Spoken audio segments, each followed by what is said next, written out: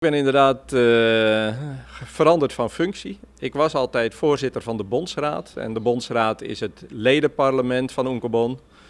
Zoals je weet is Oenkebon een vereniging. En die vereniging heeft leden en die leden kiezen een bondsraad om zich te vertegenwoordigen. De Bondsraad is het hoogste orgaan van de vereniging en daar was ik al die tijd voorzitter van.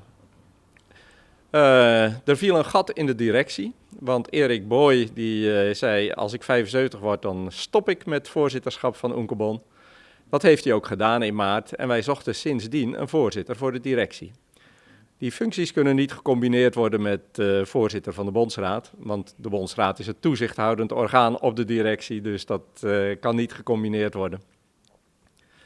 En omdat het wat lastig was om snel een opvolger voor Erik te vinden, hebben we Quinten bereid gevonden om mij op te volgen als voorzitter van de Bondsraad en ben ik voorzitter van de directie geworden.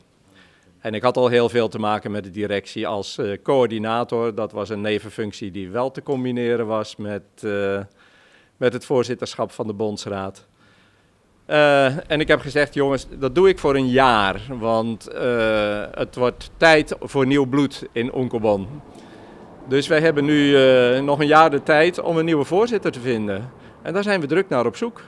Dus als mensen zich geroepen voelen om echt iets heel nuttigs te doen voor de consumentenabonneeren, dan kunnen ze contact opnemen met Oenkebon.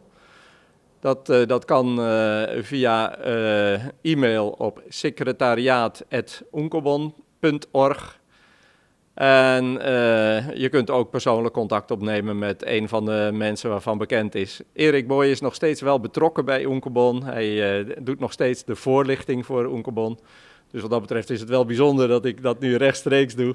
Maar hij doet ook de vertalingen nog steeds naar Papiament toe. Het is niet een makkelijke taak. Je moet wel iets in huis hebben om voorzitter te zijn van Oenkebon. Maar ja, het is ook weer niet zo ingewikkeld. Je wordt ondersteund door deskundige vrijwilligers die ook in ingewikkelder gevallen veel hulp bieden.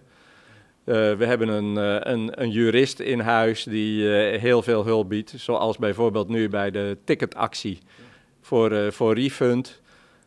Dat is wel nodig ook af en toe. Dus als voorzitter hoef je niet alles te kunnen. Maar ja, als voorzitter ben je wel een van de drijvende krachten achter Oenkebon.